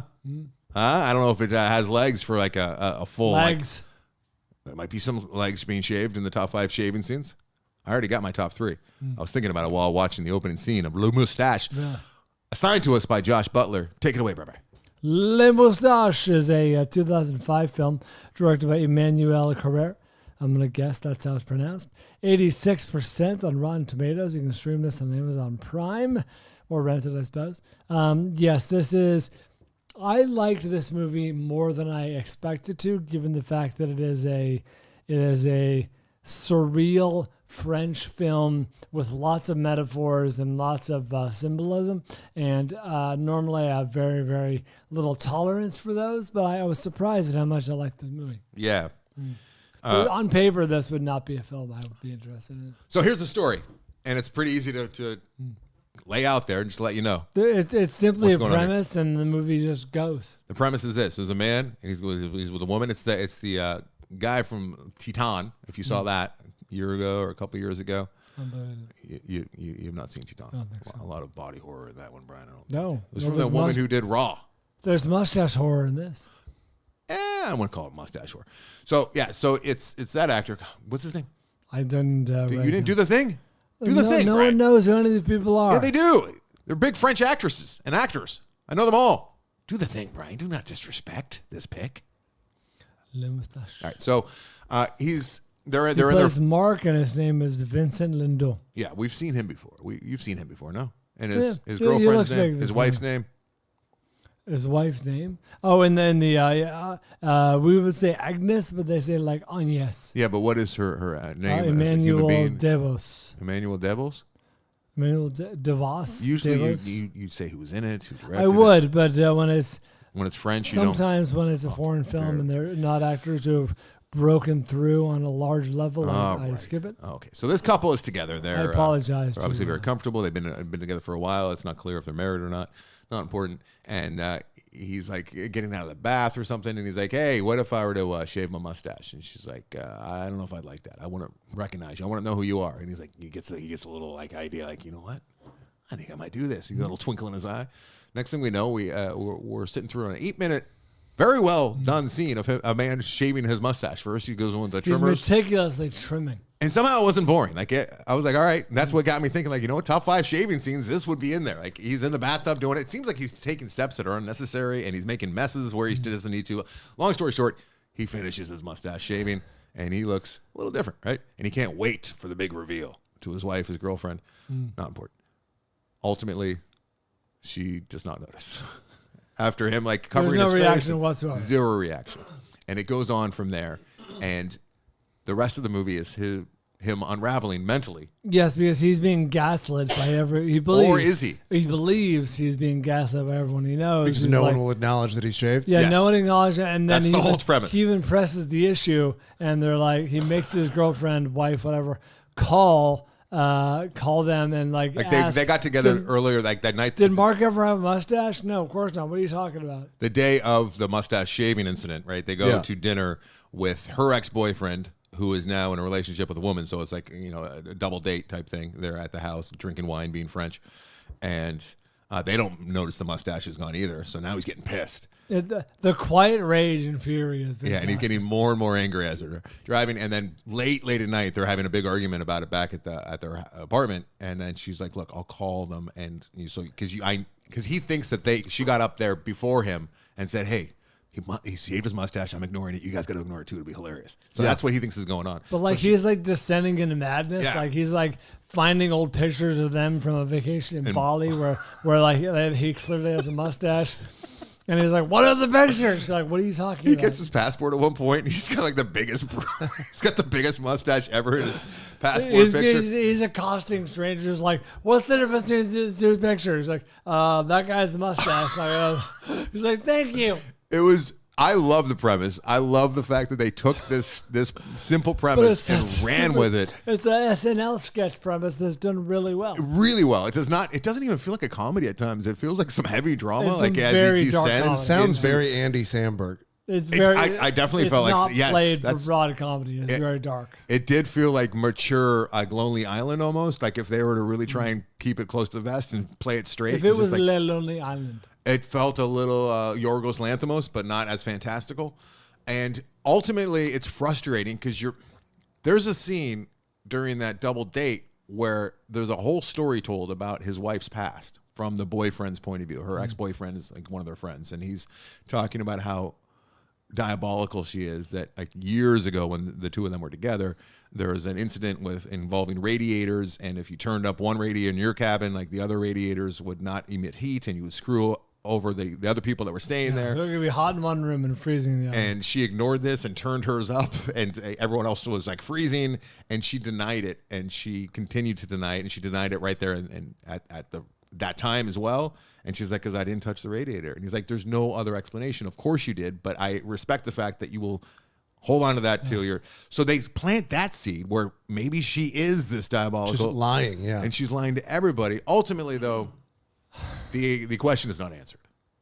But it's a fun journey. Well, it's kind of like Donnie Darko in a sense that there's this almost alternate storyline that like rejoins reality at the end, right? Where like he goes it's a loop almost. He goes on a sojourn to another land, and like he's there for an indeterminate amount of time. But let's not like talk about how it all wraps up. But No, it I'm is not a going bit to. like inside Llewyn Davis to almost, and Interesting. I didn't know about that. it could be like they could have even looped it even more. But ultimately, I wasn't super satisfied with the ending. But it was a fun ride. It's a portrait of a man losing his mind. Yeah, to the point where he's going back and forth on a boat until he runs out of money. It's like, what are you doing there? Like, He's on a what's the choice there? ferry all day long. All day long. I like this movie. It went down pretty smooth considering what the subject matter was. I was fearful. It kind of like hit the spot. It's like what I needed, I think, this week after the Iron Claw and and the Curse. Yeah. What's funny is watching the Curse wrap up this week and the Iron Claw, because there's a lot of talk about Curse in that one as well. Oh my God, the Curse. I can't wait. You've seen episode 9, right? I've seen everything but the last one, yeah. Where Johnny B is that scene. Johnny B's in that scene. Remember the actor? We can't recommend it. We can't say his name from Captain Phillips. He was up for Best Actor. And we said that if his name was Johnny B, because his name is so hard to pronounce. If his name was Johnny B in Hollywood, like he'd be like a household name, but he never will. He has a very like elaborate Nigerian name. He's in the Curse. He's got a fairly pivotal role in the Curse. I don't know what to make of any of it. I don't know what. Oh, when Safdie is begging for one character to do something to him, and that character refuses, it is so uncomfortable. When they're visiting the house and he's pretending to change a light bulb. Oh yeah. So many uncomfortable scenes. He's just begging. There's a scene in the last episode. I don't want to give anything away. Where Safdie just blatantly tells somebody, they're like, "Is this for the show?" He's like, "Oh no, I would never do that to you." Like, it's not even a smash cut. It's like maybe a couple shots later, you see him doing it for the show without any kind of apology at all. And he's talking to his camera guy. "Isn't this great? This is gold. This is gold." It's the lame Moustache. Oh, the Curse. I cannot wait. Brian, I want you to watch the Curse. Find 8 hours. Oh my God. Find 8 hours. Let's watch the Curse. Oh, the end of episode 9. Play it. Show him. Oh, was that the end of episode 9? Show him. But then he rolls with it. That sounds like 5 hours. He bails and okay. Oh, it's my like, God. It's like 8 hours. It's geez. because a lot of them are an hour, and then there's a couple that are 45 minutes. But I could not wait to get. I could not wait to. I was so disappointed that my wife didn't want to watch it, but at the same time, it's the kind of thing I'm glad that I got to watch by myself because it's so uncomfortable. Like, you're uncomfortable sitting next to the person who's with you too. Oh, I've stood up in the middle of it and just gone, why? Why? It's so uncomfortable. All right. So the best thing I've seen all week is the Claw. Next week, are we finally going to get to Anatomy of a Fall? Oh, I guess we have. By the time You saw Anatomy of a Fall? I've not seen it yet. Oh. By the time you need this to watch that. episode is recorded for next week, Oscar nominations will look out. Okay. You'll have a better idea of what you need to catch Yeah, up. I'll have a list. Yeah. All of Us Strangers is something I think I will have watched by next week. Yeah, that's the Vim Vendors. No. Is that a different Mean one? Girls needs to be seen by me. No, it does not. This is the time of year where we're catching up. I got like a list of like 5 movies that are in contention for my my Vaulties, which I got to make sure that I get in there. It's nice that we have a few extra weeks to really turn over all the rocks and make sure that we didn't miss anything through the cracks. Beekeeper. Avery, please. Beekeeper is a 2024 movie. Hey, did I talk Defending My Life, the Albert Brooks documentary? No, you did not. That'll have to be talked about. That was Rob Rein directed that one. Safe. He sure did. There's not much in of him case, in it. You can in enjoy case it. you're Anderson. unaware, he's in the movie throughout. Oh, is he? That's his style. He is almost as present as Albert Brooks. Rob Reiner is insufferable. You're gonna really find this difficult. I'm not going to watch it. Oh boy. When do we get back to a signing? All right. Yeah, seriously, that's my list of resolutions. Speaking of which, what are you watching next week for the listener? Do you have it? Oh yeah. Sorry. Keeping you honest. Once you burn some time, and I will look this up real quick. Yes, Oscar nominations. We'll have a list of what to watch. I still have to Flickfest Saltburn, Past Lives, Polite Society, and a film that I had not heard of that actually was pretty good. For Andrew Potts, we will be watching Infinity Pool. Infinity Pool. Did we not see that? No, we did not see Infinity Pool. That was recent, right? Yeah, the Cronenberg film, right? It might. Was that with Defoe? No, guys. Oh my God, guys. No, Infinity Pool was not Cronenberg. Skarsgård and Mia Goth. Oh, it is Cronenberg. My God, I'm stupid. I was thinking yes. You asshole. I apologize. I was thinking like his father, but yes, this is his son, Brandon Cronenberg. I thought you saw this. No. No. Damn. All right. Great. I'm excited. Is it available though? Because it was just. It's on Hulu. All right, great. Hulu. You can rent We it. like the Mia Goth. I do like Mia Goth. We like that Mia Goth. All right. Ugh. And it's got a Skarsgård. It's always good when you got a Skarsgård, especially a Viking Skarsgård. Oh, Northman. The Northman. I might just watch Northman. I did watch that. Remember when I was all depressed just a little over a year ago about my little dog? Oh yeah. And I said, I just need to watch The Northman to kick my ass back into shape. I ended up doing it. I might have talked about it when I was on. You're scared straight. It's Patton telling you to get over your nerves. Oh, yeah. It is kind of like Patton telling me, yeah, I needed to do that to myself. And I was on location with Carano and Rand out in Columbus. And I found the time in between production to sit and watch The Northman. And it worked. I'm really hoping the Northman colored your production. Like you're doing a corporate video, but it's No, we're doing satirical like Real Housewives stuff. So there's no way that any of my camera work bled into it at all. No. Oh, speaking of Northman dismemberment, I told you about my buddy who saw Ferrari. Oh yeah, and somebody. Okay, tell this story because you someone told to me. speak to him. So my buddy went to see Ferrari, and I was thinking about him when I was watching the Iron Claw because I was probably kind of doing the same thing, but I was trying my best to stifle my laughter. So as Anderson and I discussed, there's a very, very jarring crash scene that they telegraph excessively. And our theory was kind of that they do it because if they didn't, it would be too jarring for the general populace. Yeah, And people might have walked it. It would have been I a think lot. it's just kind of shitty filmmaking, and Avery thinks that the studio kind of made him do it that way. Okay. Or that he maybe decided this would be good if I telegraph it a little bit because of how graphic I'm going to make this. Or maybe he's doing that thing that he assumes everyone knows that this is what the movie's about because it is. Like they went to great lengths to make this as realistic as actually what happened, which is a horrific tragedy that happened in the racing world that Ferrari was the part of. Yeah. And I didn't know that, but maybe like maybe No, he's. I don't think everyone Michael knew Mann it. is. He's doing that thing. He's so close like to it. He Maestro, assumes. like Maestro with Bradley Cooper, where he's like, you must know the beats of, Well, of it's his like life. Titanic. Like he's just thinking. Yeah. Like everyone knows the ship is gonna. Like we all knew that the Titanic was gonna go down. I didn't know the car and the families were gonna go down. I didn't know that. Yeah. Until I knew it because he's telegraphing it. Sure. So maybe he's just like there's a lot of telegraphing with Titanic as well. Yeah. Right. So your buddy saw it. So a big crash happens, and it's one of the most graphic, car crashes I've ever seen in any committed to film. And really the is. most reaction is it'll be dead quiet in the audience. And you'll get gasps. Yeah. Where everybody who I've heard about has seen it, audible gasp in the crowd. So the car crashes and then it converts Children. to slow mo. People are going. And just right at the apex of the silence, some guy goes, like laughing that loud. Oh, like De Caddy. Niro and Max Caddy. as it's murdering children, as children are being taken out, and then, then it stops, and the guy behind him leans in and goes, "You can't laugh at stuff like that, man." Oh, Jesus. And To was a not with stranger. him. Was not to a stranger. to a stranger. Now I wonder if this guy knew that it was coming. Or, don't I mean, think he did. it is one of those things where you could almost chuckle because it's just so like, how the fuck did that just happen? But it was We more- knew it was coming, but we didn't know what was that's coming. all. That might have been my reaction in Iron Claw, if that was the sort of the there's conclusion that not they had one something moment. that graphic. It's graphic. But this is so out of nowhere that I have to imagine It's not out of nowhere though. It's Okay, super telegraphed, but you didn't in know terms of the tone, level, how Yeah. graphic it is. All right. I'd have to imagine. Because you're also you know it's coming, and like it's so telegraphed. Like there's like a little cute Italian family like cooking dinner, and the little boy is like, "Oh, Ferrari!" And he's like, and they're like, "Oh, the race is coming by. Our little son loves the race cars so much." And we're like, "That kid's gonna fucking eat it." We know that, right? So we know like who's going to eat it. And you're like, But well, I'm not going to see it. in your brain, you're like hoping like, I really don't want to see that little 5-year-old boy get taken out. But you do.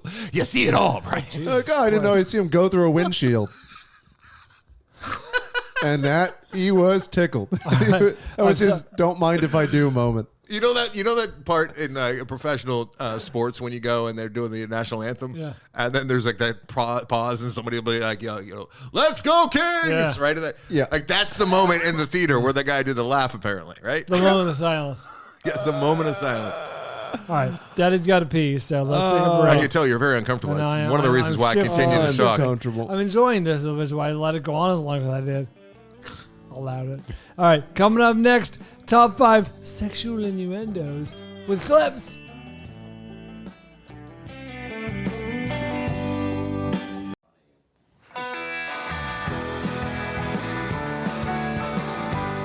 Welcome back, top 5 time, everyone. Top 5 sexual innuendos, if you know what I mean. Yeah. Do you know what I mean? I know what you mean, bri. Yeah, so this came up. I was driving down the 5 Please explain. through San Onofre, That's right. and I saw the 2 big boobs, which many of us here in Southern California are familiar with. If you've ever made that trek from northward and down southward. down to San Everywhere I Diego. look, something reminds me of her. And I thought of that scene. I always do, and I laughed. And I'm like, you know what? There's a lot of sexual innuendos in movies. And honestly, I almost called an audible and said, let's just do like visual sexual innuendos, and then we can break it off and do verbal sexual innuendos. Then we could do just like That would be good for a live show. wildly inappropriate True. children's movies, sexual innuendos. And I'm like, I don't want to become the sexual innuendo show, so I'm just going to stick with You don't want to be horny film guy. horny film guy is not what I want the show to be. Yeah. Oh, this is fun. Hey. All right. So the cop at my school, right? Oh, it's wow. been a while. It has been a while. Yeah, he's not there much anymore. Oh. We don't see him much. When we do see him, he's a crossing guard quite a bit, He's admiring your t-shirts. or admiring my t-shirts. But like he's definitely scaled way back.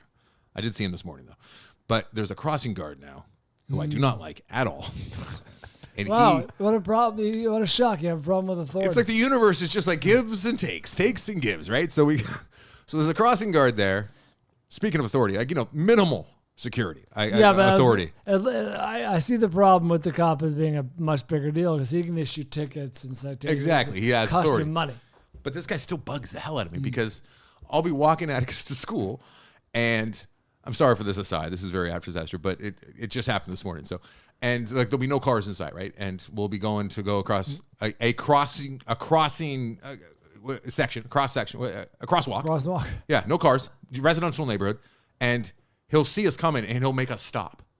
Oh, and so we can go out there with the and sign? he won't let us. And it's a tiny. It's not like a boulevard. It's a tiny little residential street.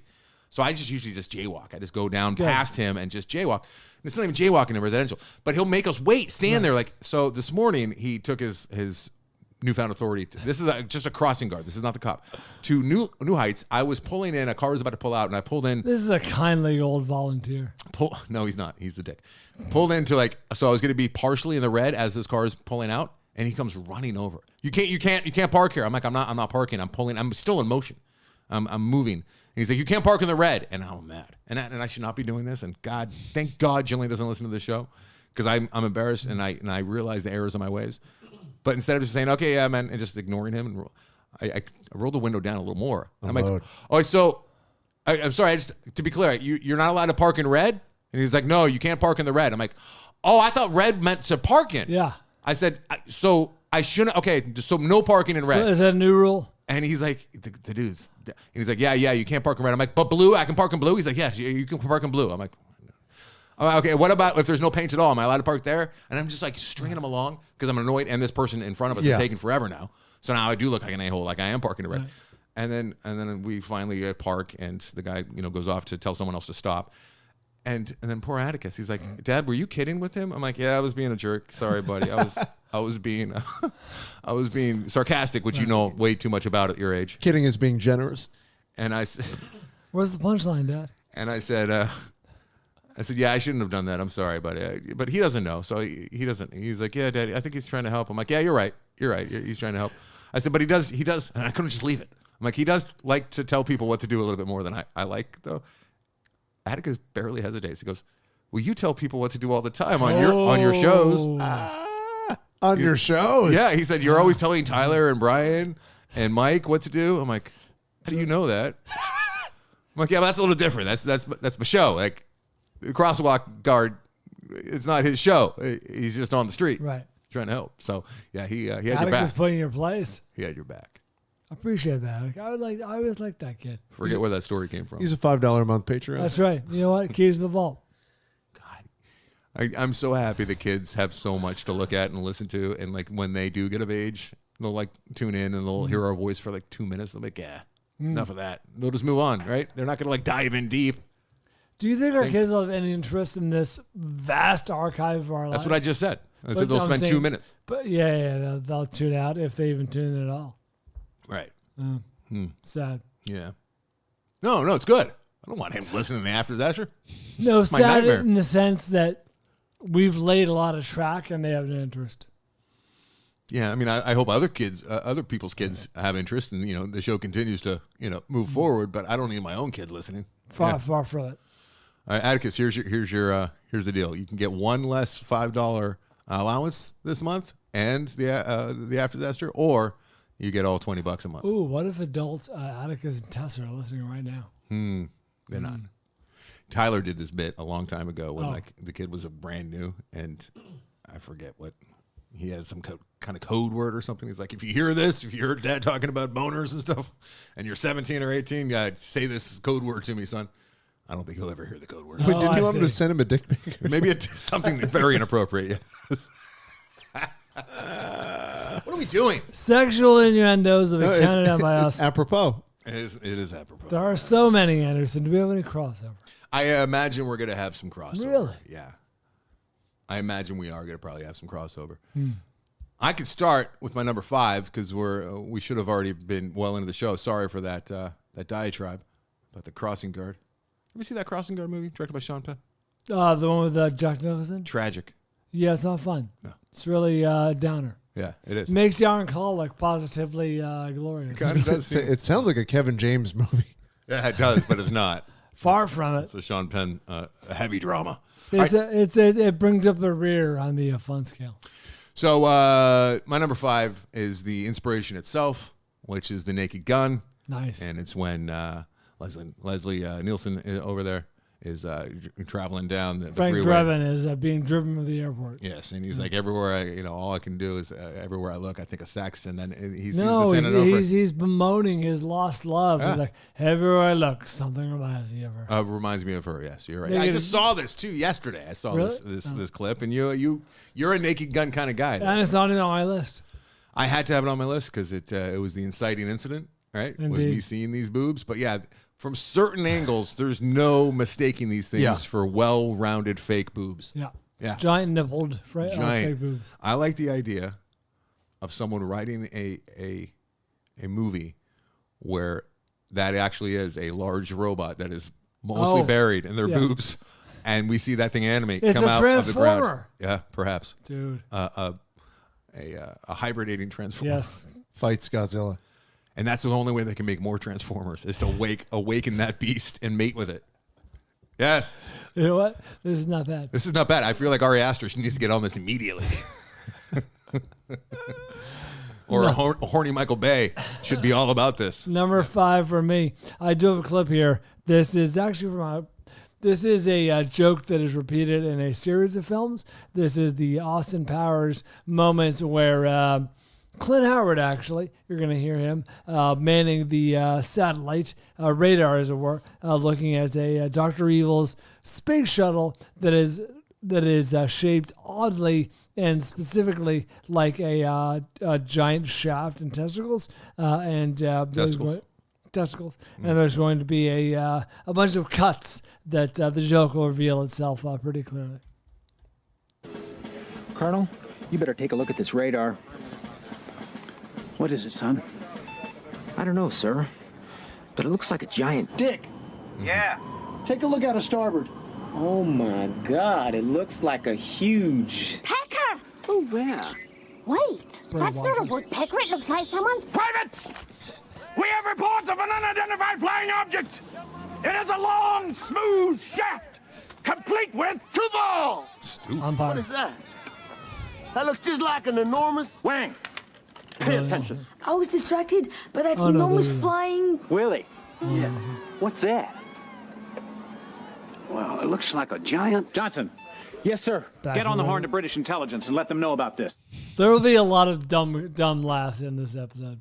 I enjoyed that scene quite a bit. Repeated in future Austin Powers movies, but that is where it started. That would be a fun one to write.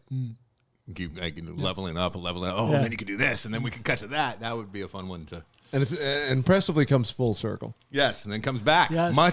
Much like Inside Llewyn Davis. Much like, I was Much thinking like- the similarities were too obvious, but Well, a moustache. Circular, Brad. Circular. cyclical. Cyclical. All right, number 4 for me is It rhymes like poetry. it is Alfred Hitchcock doing another. It's another visual sexual innuendo. It's Cary Grant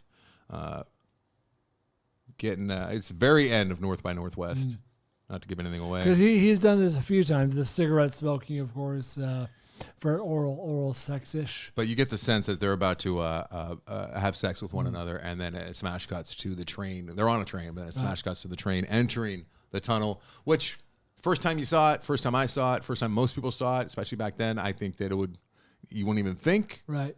But then the more you look into it, the more you think about it. Parodied in Naked Gun 2.5. Oh, was it? See? Yes. So that was probably what inspired, or perhaps, I don't know. No, it makes sense. But back in 1959, and Cary Grant and who was it? Eva Marie Saint? Is that who Eva that Marie was? Saint. Yes. My dad's favorite movie of all time. I don't get it. I don't get. Really? It's good, but I didn't quite get. I don't know. He loves it. When I think of North by Northwest, I think of the controversial Vincent Gallo in Arizona Dream. If you recall, his character fancied himself a thespian, and he had a live one-man act, which was him just running on stage through corn running and from diving, the plane, running sure. from the plane that wasn't there. Yeah, that was his acting contribution. Oh, that Arizona Dream, fucking fantastic movie. Really? Will that come up in top of Arizona Films in those- our live show? To come up with what When we topic? do our live show in Arizona, will that come up on top Oh, of I think it might have to. Arizona Films? I think it might have to. Yeah, Johnny Depp, Jerry Lewis, Johnny Depp, Vincent Gallo. Star-studded. Faye Dunaway, That's right.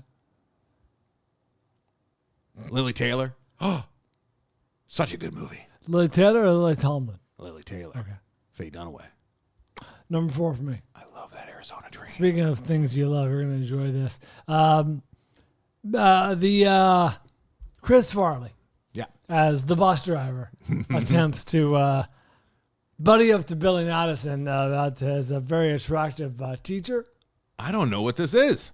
And I know the movie, pulls but- him aside as a long line of kids with wet crotches are getting on the bus, and pulls him aside, has this conversation with him. That Veronica Vaughn is one piece of ace. I know from experience, dude. You know what I mean? No, you don't. Well, not me personally, but a guy I know. Him and her got it on. No, they didn't. No, they didn't.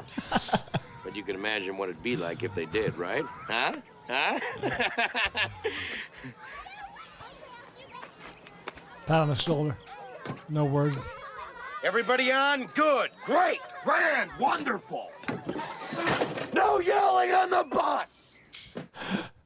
He tries to insinuate that he's had relations with Veronica Vaughn, and doesn't go well.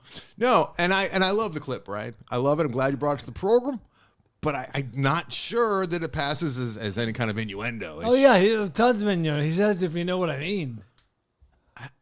It's bad innuendo, Yeah. but it is. He says, "Got it on." He is attempting to innuendo. The Farley twist.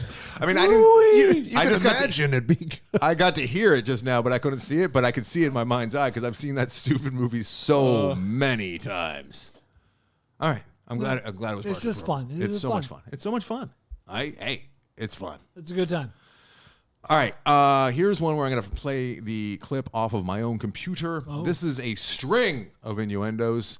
I think there's only one person alive at this time that could have done this, and I would imagine that most of these things you're about to hear were not on the page. This is Robin Williams as Mrs. Doubtfire, Nice. going through a string good. of sexual innuendos. Let's hope this works off of my computer. This is actually coming off of Vimeo, so I wasn't able to share the link easily. This is perfectly set up. So here it is. It's what's his name? What's the guy's name? James Bond himself. Pierce Brosnan. Pierce Brosnan. Pierce, Thank you very much. And very jealous Mrs. Doubtfire, but the ruse is still afloat, right? Pierce Brosnan does not know that he's sitting next to his current girlfriend's ex-husband. Okay, here we go. They're sitting at dinner.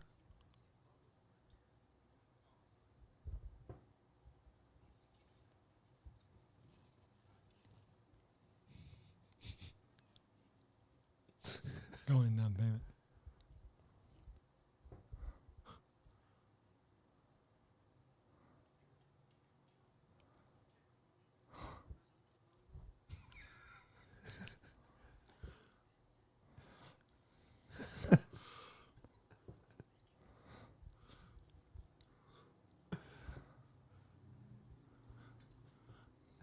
Pretty good.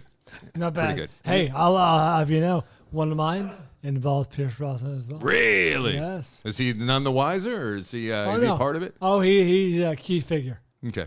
He was the wiser to everything that was coming out of this filthy old bag's mouth here, but he didn't realize who he was actually talking to. That's true. I love that Mrs. Doubtfire. It's How do you enjoyable feel about film. that Mrs. Doubtfire? Enjoyable. Very enjoyable, right? Fun, high on the fun scale for you? Very high. You would Extremely. recommend? Extremely. Oh, I love this movie. Yeah. I was the right age, and it was set in San Francisco. So sad. So sad, losing of him. He does live on, though, with the Hearts of Flame or whatever they're called. Yeah, Twin Flame or Twin whatever Flame, it no. was. No, it was Love is One. Love is One. Love is One. Mother God. Oh. Yeah. Oh, that's right. He was, Robin would be very disappointed He with would be what's going so on in the upset world. to be on that vision board alongside Trump and Gandhi. Did you make fun of me back then? Oh, no, the answer is yes. I don't But make fun of you, buddy. in my old apartment, and displayed prominently was a movie poster from Mrs. Doubtfire, signed by Robin Williams. My mom got it from a client who got it at an auction or something, and was like, I don't want this thing. And it says, "There's no face like foam," and it's Robin Williams. give me a break here. But I enjoyed the movie. It was a fun piece of memorabilia. I had it up my wall for a long time. Sitting in my closet. Classic mom gift. Yeah, sitting in my garage currently. Robin Williams has since passed away. Yeah, so you're being gauche here? You're being gross? That's a valuable piece of memorabilia. Mm-hmm. I don't get the ambulance chaser Brian. I know. That's right. My point is it's for sale at AndersonBryan.com. Okay. Did you, is it hanging out there? No, it's just get weather in damage, storage. It's framed. Okay, but still, it should be in like a temperature-controlled room. I don't think I'm going to retire off that. A vault and a chase. Off that poster. I don't get the foam reference. What is that? Well, like there's no place like home. Oh, like foam? There's no like as the prosthetics. I get it. I see. Okay, now I get it. I understand it all now. Thank you. I don't know that's a perfect analogy. It was clever though. Yeah. You got the authentication cert there? No. Well, no. It's worth nothing. Sorry. Till some 70-year-old man in Long Beach God. tells you it's real. Exactly. I was going to say. Fucking PSA. God, I got the Benz. What right PSA? there. They're the ones who grade all the cards and authenticate PSA them. is. Takes those fuckers a year and a half to tell you your Pokemon card's not worth anything. Yeah. Is that what they're called? PSA? Yeah. Yeah. I was talking to a guy the other day. He has like a Gretzky rookie card, which I didn't think would be worth much because everyone knew when he was in WHA, he was already giant, right? Yeah, those were widely distributed. Yes, and he said, it's worth at least $250,000. And if I get it graded and it comes out, as it's like worth a $250,000. He says it's worth a couple million if it's like a high grade. You're shitting. No, Wow. this is a collector okay, that I didn't know that. I met up in Pennsylvania last year. I gotta sell my cards graded. We went to a place he's like the owner of all the hardest to find pieces of Pyrex in Adamstown, and he sets the prices. Like that's how, and he doesn't ship. Yeah. You have to go to his storefront. The guy was great. To go to Mecca. I spent a half hour talking to the guy. He was awesome. Make a pilgrimage. He was 17 years old, and his parents wanted him to do this, so they gave him $50,000 to go out and collect, and then travel the country to sell. It's like what? 17? 17 years old. Yeah. It was not just Pyrex. It was collectibles and tchotchkes and that kind of thing. But yeah, this guy, I can't remember his name. Matt, I think. John, Matt. Well, if you're listening and you're involved in the grading of cards and memorabilia, hit me up. It's a fucking racket. Yeah, I'm sure it is. You've gone through it. Oh yeah, and they're still backlogged from COVID. It took them over a year to send me back like 10 cards. And it costs, you go down a grade if your card existed through COVID because there's a chance it has COVID. Yeah. Oh, shit. So there's no such thing as mint anymore. Yeah. That's since news to me.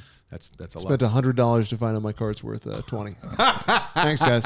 Money's going the wrong I'm way. sorry, but Thanks, I can guys. only picture little Avery opening the thing all excited. Oh boy, oh boy. I'm like, this could be $5,000. Now you're actually in the hole 80. on this one. Wait a year to find out you lost money. Minus 80. Anderson used to make fun of me by doing an impression of me that involved the phrase "oh boy, oh boy." Oh boy, oh boy. Deal. Yeah, well, that's what you do when you see a new Michael Bay movie coming out. And back in the olden days. So what? Yeah. I get excited for films. It's nice to find out your childhood's worthless. Oh, buddy. I'm sorry. Do you remember that horrible, it might have been a calendar ad with Michael Bay talking about how he gets his mojo going by not using CGI and doing the real thing with real explosions? Do you remember that? That's how I get my mojo. That's my coffee in the morning. That's how I get my mojo going. And there's like giant explosions going off in the background. He's like, the real thing. That's all I do is the real thing. I need Brian in that. Someone needs to find that. Sounds great. Let's play that next week if we can find it. All right, number 4 for you, I think. Or do you know 3 for you? Number 3 from moi. No, he just did Doubtfire. It's you. You're number 3. I did Dowdy. I did. That was your 3. All right, perfect. I have a clip for this as well. Anderson, this is. I'll set this up. Pig Vomit has decreed that Howard Stern is not allowed to use any foul language on his show. All right, this is a great pull, Brian. And Howard has figured out a clever way to get some foul language in the show by playing a little segment he calls Match Game. Is blank Willow. Blank Willow. Let's go over to Miss Brett Summers right now. Now, Brett, what did you have for us? Blank Willow. The only thing on my mind, Gene, was pussy. Uh-oh. Pussy. All right. Hey, that's kind of wild. Pussy Willow. That's what I would have said. All right, let's go over to Dick Nixon, former president of the United States. What did you have? Blank Willow. In any language, pussy. All right. Okay, let's go to our newest member of the panel, Mr. Jackie Jokeman Martling Blank Willow. Well, Gene, I didn't write it too neat, so I have a sloppy pussy. Sloppy pussy! You got a sloppy and a fuzzy pussy and a very big talking about bread again. All right, now let's keep going. So this Okay, continues. everybody ready? This continues for another round until Kenny abruptly comes in and says, Robin, you're fired over this. Robin is. Yeah. There's private parts, of course, is the film, the Howard Stern film from the 1990s. Is this good? Is this must-watch television? It's like made for HBO. Questions. It's good. It's made for HBO, and you hear Howard talk about it. It was a theatrical release. But it feels made for HBO, right? It's that kind of quality. It's well made. It's put together. If you like Howard Stern, you get to see how it's it high all came together. Scale. A lot of fun. But Howard really believes that he got what's that word that we hate? Snubbed at the Oscars. He really thinks that he really truly believes that it's like an Oscar movie. Like in his brain, he really believes that. It's a fun film.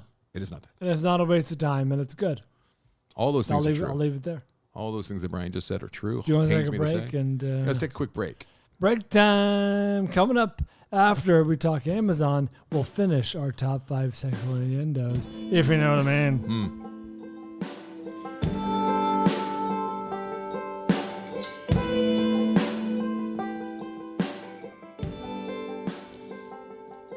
All right, time to talk Amazon. Let's just get right into it. I'm gonna button hook you there, but we're gonna. We're just going right into it. The interesting and novel purchase on Amazon. Oh, jeez, you can't do that to the guy. You can't do that I to him. know. No, it's a test. You did it to him. The big purchase of the week was a Dell Optiplex 7000 micro desktop computer. Thank you for considering us when making your large purchases. Speaking of large purchases, I assume the same person got a number of camera accessories, including, Anderson, this might make sense to you, Canon EF zoom lens, Canon EF macro lens, a Canon camera all-round lens, and a Canon EF lens adapter. What are lenses?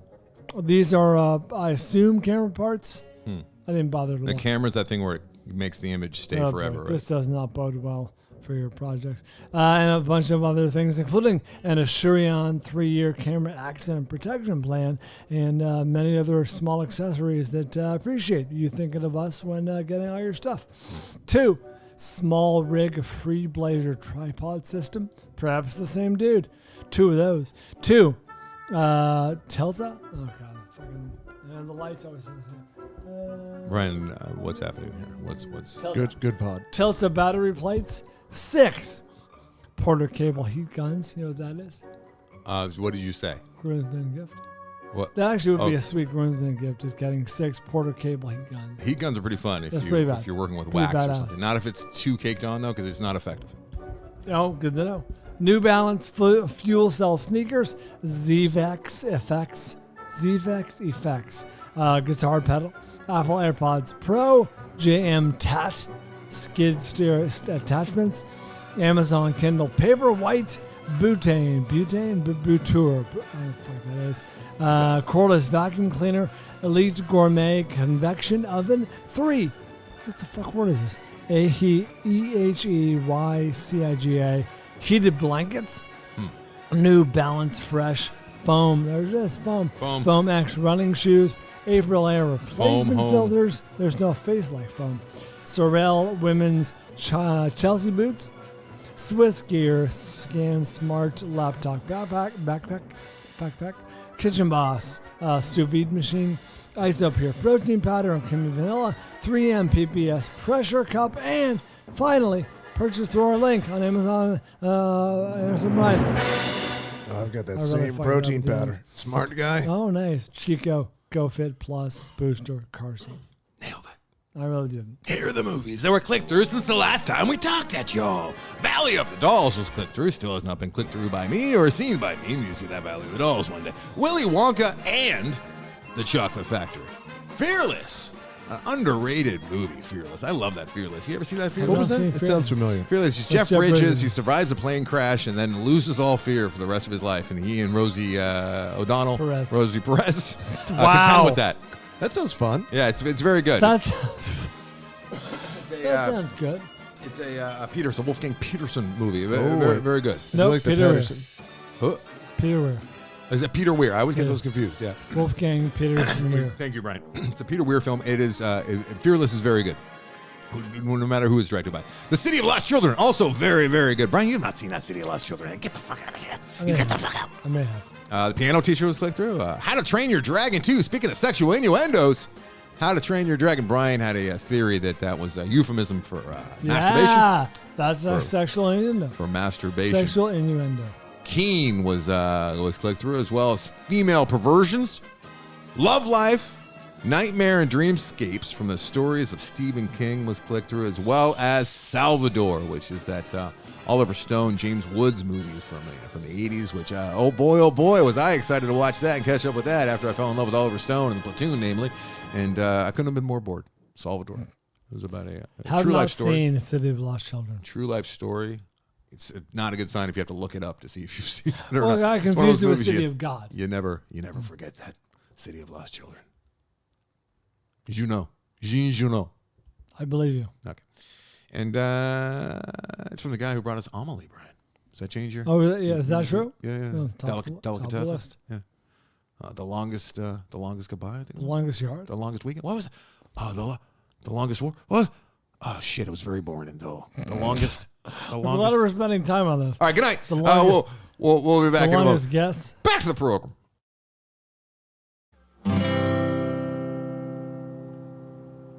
It's so easy to get lost inside your home. Long engagement. Very long engagement. Thank you, Brian. You got there. You got me there. God, that movie was slow because he's got such style. Like Amelie pops. Yeah, I think he did Alien 9 or something. He did Alien Resurrection, yes. It's where they swim. Oh, the swimming aliens where the xenomorph swimming does not sit well with you. Very scared. There's an Alien movie coming out 2024. Very excited. Are you? Is Michael Biehn involved? Is Ridley Scott involved? No. Interesting. Sounds like it could be good. Could be good. All right, number 2 for me. I'm not going to spend a whole lot of time on this. It's a visual pun, innuendo, and it's a small children's movie that you and I and we all quite like that Toy Story 2. Oh, we all enjoy Toy Story 2. Indeed. The scene that I'm talking destined about, for a direct-to-video, but too good. Too good. That Toy Story 2, even though they did a 3D version of it, I believe. But it's the scene where Buzz Lightyear is being introduced to Daisy, and Daisy does a lot, some pretty immaculate feats. She's jumping all over the room. She's on a Hot Wheels car doing a loop-de-loop, and then gets up on the door. And then a cut to Buzz Lightyear, who's standing there, very impressed, eyes wide, and his little wings pop out. Oh my! Suggesting he's aroused. It's an erection time for Mr. Lightyear. Erection time. Yeah, for Mr. Lightyear. And I have to imagine that Tim Allen... Allen... deleted feature on the DVD. Tim Allen probably brought that to the table because he is a boner kind of guy. Yeah. He likes his boners. He likes his boner talk. Boners.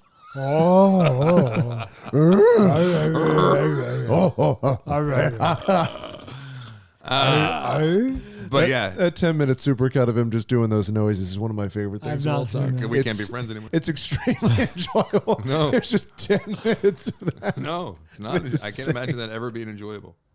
No, the answer is no. Can you give me a taste? No, I don't want it. No. Let's get to Brian's number 2. You know what? I don't have a clip for number 2, so let's play Tim Allen instead. Let's not.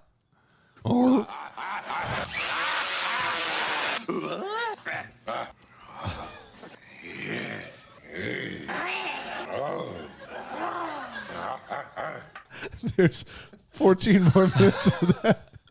Absurd.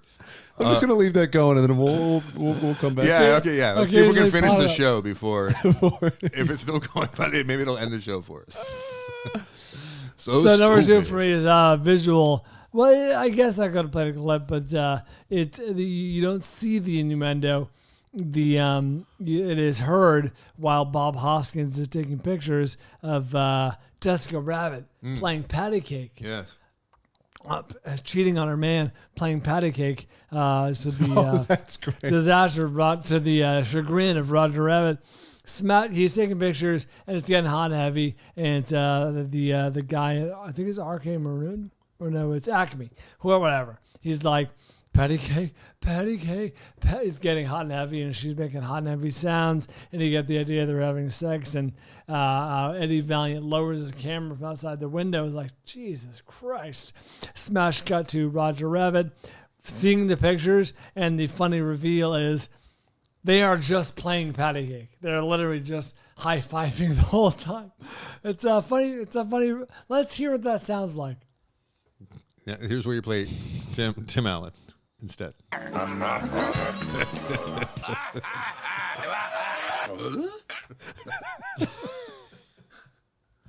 Do people enjoy those? I mean, they're fun to imitate, but There's 13 more minutes. Did anyone tune into that show to hear those noises? Honestly, I watched that show on and off, and I found this annoying. As an 8-year-old boy watching that show, I was delighted. Yeah, I think as a 12-year-old, it hit the spot. Or whatever I was. Okay, number one for me is a clip that I got to play. Oh? I don't know if this is worthy of number one. I like to think it is, though.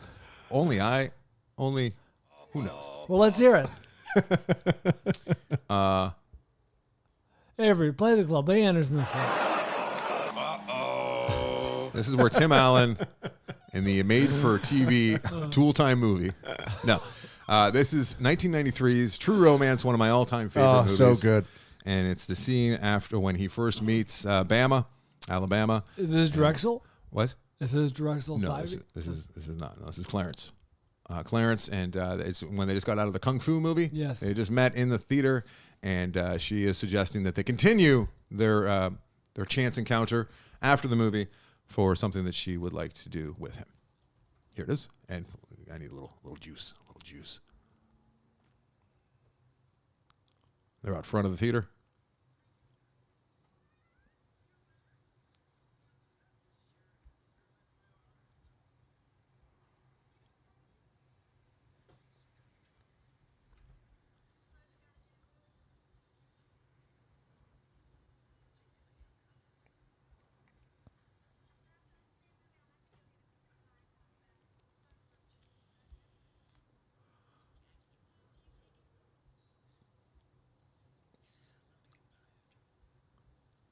Let's go get some pie. Oh. And there it is. That's a double entendre. Oh, I love True Romance. So good. It's so good. Carano still has not seen it. And it hurts. That's insane. It hurts. The fact that man might die without seeing True Romance is very upsetting to me. He would like that movie. In fact, if I heard, and I knock on some fucking wood here, but if I heard that Carano died, that would be one of the first thoughts. Like, oh, I'm going to miss my Carano. He never saw True Romance. Yeah. If he was on his deathbed, though, would you run over a Blu-ray player or portable? I might, yeah. I might have to bring over my phone at least so he could watch the pie scene or something. Yeah. This is what you've been missing. Okay, so that's my number one, is the pie innuendo, sexual innuendo there at the end of not in the middle of True Romance there. Yeah, you'd have to rent True Romance or play it off of physical media. All right. Streaming on a service right now. All right, number one for me involves Pierce Brosnan because it is a 25-way tie between every James Bond movie ever made. Yeah, there's a lot of them. There's a lot of sexual innuendos. It's obligatory. The Bond girls' names alone is a plethora. There's plenty of Tool. There's Holly Goodhead. Pussy galore. It goes on and on. However, very silly. The clip that I'm going to play is from an ironically not sexual innuendo named character where James Bond is speaking to Christmas Jones, played the nuclear physicist played by Denise Richards. Mm-hmm. She plays a very convincing. Do not laugh at that, Brian. She's right. She plays a very convincing nuclear Just scientist. Just because you are beautiful doesn't mean you can't be smart. That's as well. absolutely correct. Mm-hmm. And I don't want to spoil the ending. Mm-hmm. This is the last line of the film. They end up having sex at the end of the movie. Oh. I don't want to spoil anything. You just did. But James Bond beds the Bond girl.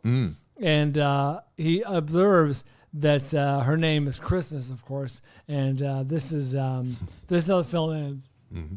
Oh, yeah, very introspective guy. Wore the tunics. Very nice guy. That's good. Enjoyable. This is how it ends.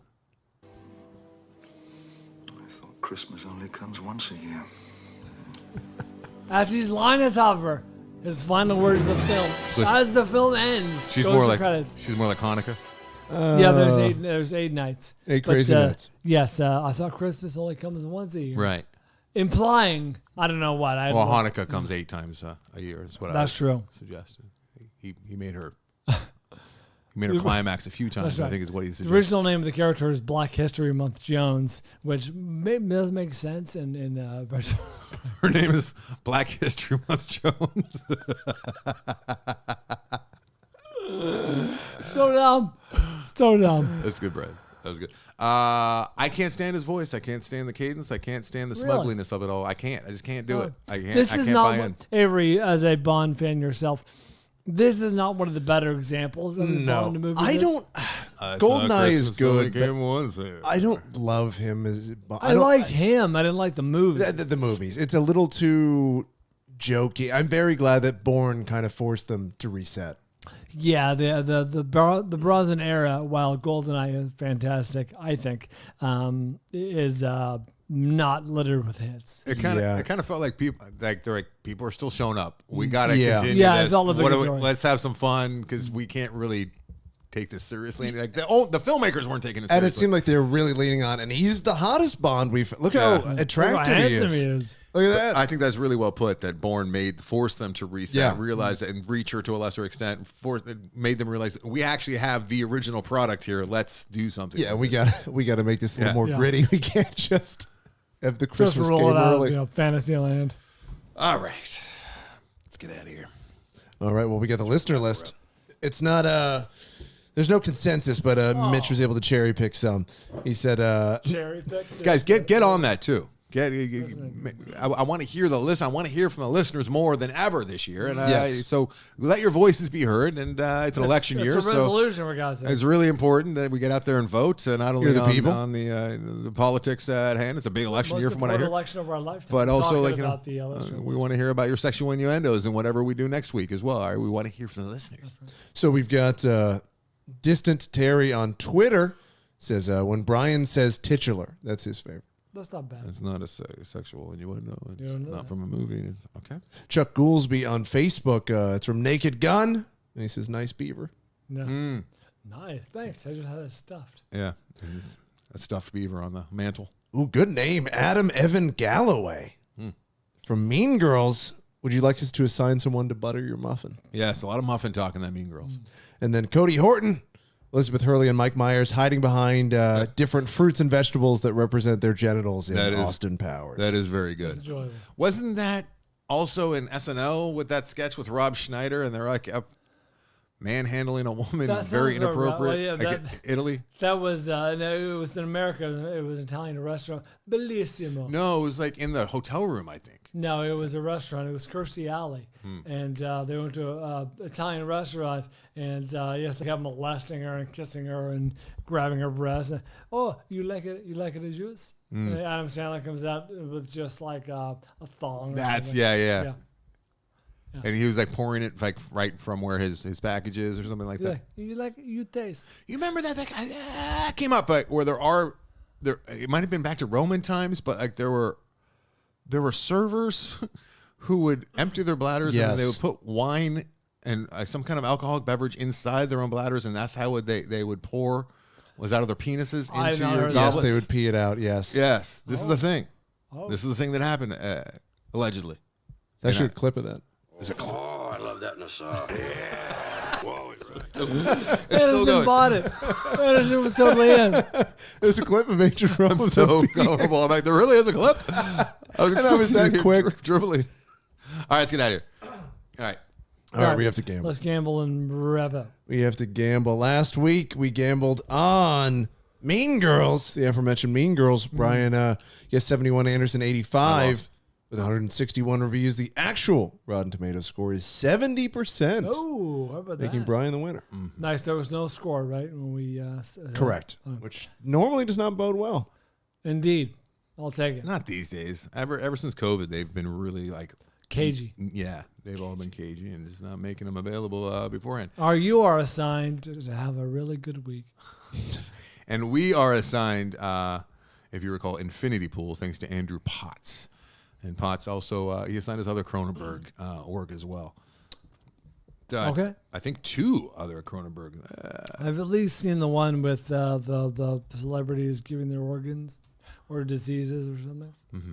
Anyway, okay, what are we gambling on right now? This week we are gambling on ISS. I don't know what that is. I'm wrong. Oh, I saw a trailer for Andrew this. Potts signed a Skinamarink. He's the evil individual who had us watch Skinamarink. Skinamarink. Yes, I saw a trailer for this. Looks very bad. I mean, What are we gambling on? ISS, which is the movie where nuclear war happens on Earth while there's people in the International Space It Station. doesn't look terrible. I like that premise. It's a great premise, and I think in the hands of a talented filmmaker, I've not seen this, so I can't say this. There's a world where this could be really good. Alfonso Cuarón. I don't know if this I is think that of Gravity. world. Yeah, this reminds me also of that Jude Law submarine movie where it was Americans and Was Russians. it Black Sea? Something. I think it or was Black something? Sea. Yeah, that was very good. Similar situation where close quarters and not the fighting type, but they suddenly found themselves pitted against one another. How about that? Found the trailer. Yeah. Got me again. Yeah. Oh, yeah. All right. That said, I'm ready to vote. I'm ready to cast my number. This can't be right. All right, let's do it. On 3? Yep.